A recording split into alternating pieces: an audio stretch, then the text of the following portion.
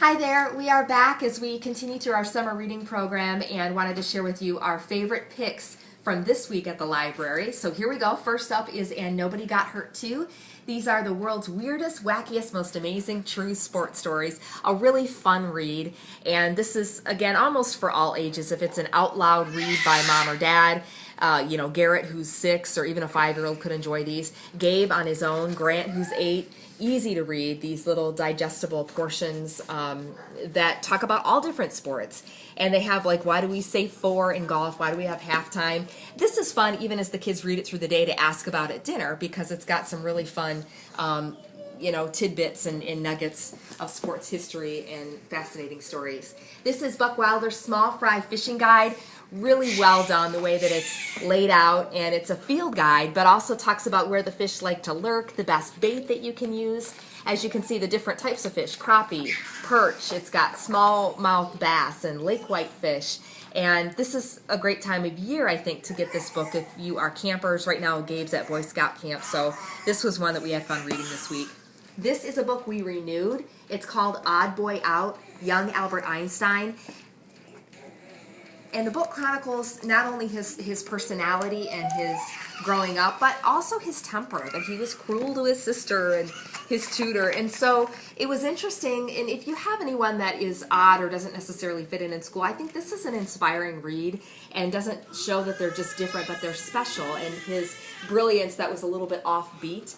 And from a spiritual standpoint, it was interesting too. We talked about anger and, should he have done a little better job to control his temper, and that was interesting. Jim Thorpe's Bright Path, great book as we approach the Olympics. Also, the 100-year anniversary of Jim Thorpe's contribution to the Olympics. He was in the 1912 games.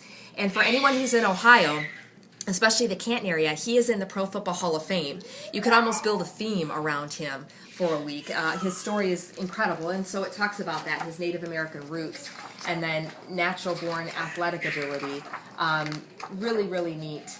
As you can see, the way it's even illustrated is eye-catching. It's a little bit of a longer book, so Garrett, who's 6, probably would not be at this level, but Grant, who's 8, Gabe, who's 10, this is an easy read. The Boy Who Invented TV, the story of Philo Farnsworth, really interesting. I had never heard of him, so we all had fun with this.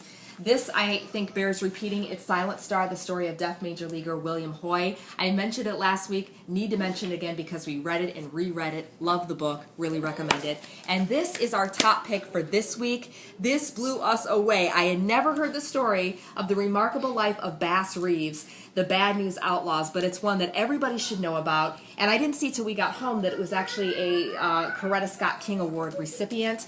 This is a true story of an escaped slave who was brilliant, then went to the Wild West and earned the respect of all those he encountered, and he was a U.S. Marshal for over 30 years. I think rounded up something like 14,000 outlaws and evangelized them, and also killed very few.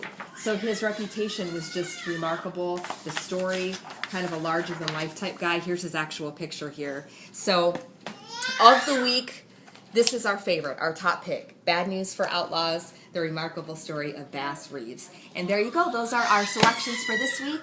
And happy reading. We'll catch you next week.